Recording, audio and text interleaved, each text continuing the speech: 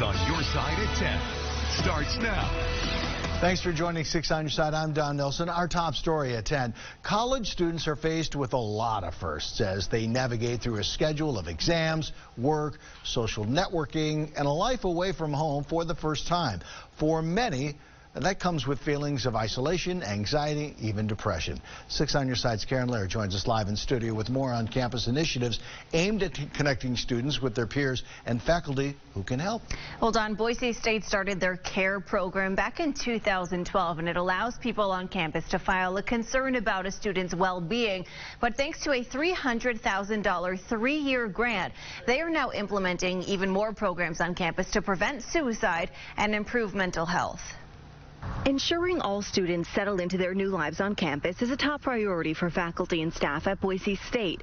With just a few clicks on the university's website, concerned roommates, classmates, parents, and even police can easily submit a CARE alert with campus leaders, letting them know they're worried about someone on campus. It's a way for us to kind of be aware of early warning signs, and then ultimately our goal is to do outreach. Associate Dean of Students Lauren Owie oversees the program and says half of the roughly 500 CARE alerts submitted last school year were mental health related.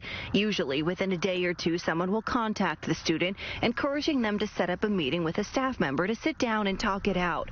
They'll also be given information about resources on campus like counseling.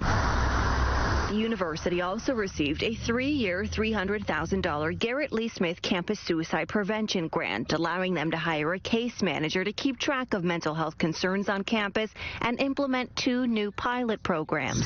To recognize students in distress. Hundreds of students and faculty have tested out the online simulator called Kognito, teaching them how to spot mental health warning signs and have tough conversations. So it's really helping kind of prepare them for what will likely be conversation that they would be having with students who are experiencing depression or anxiety, things like that. The interactive training walks them through different scenarios where the student's reaction changes based on how the teacher responds.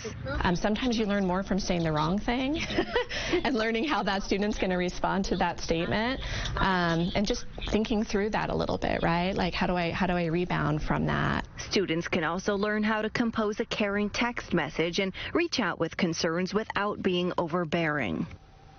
Now, thanks to that grant this fall, they also implemented the Sources of Strength program that we've showed you in our Finding Hope series in the past. That's already in place in several Treasure Valley high schools that focuses on really building connections between students. So what happens if someone files a CARE alert about someone, but then the student doesn't respond? So they don't have to participate in any way if they don't want to get counseling. They're not forced to in any way, but they are going to continue following up, sending some emails with resources about counseling services on campus, and they'll follow up with the person who filed that alert as well to see, you know, hey, have you seen that person and have you checked in? Is there still a concern, or are they doing better? And in several situations, they have seen people come back, you know, a month or two later and say, you know, I wasn't really ready to talk about it last month, but now I'm ready to make an appointment and meet with a counselor. All right, thanks, Karen.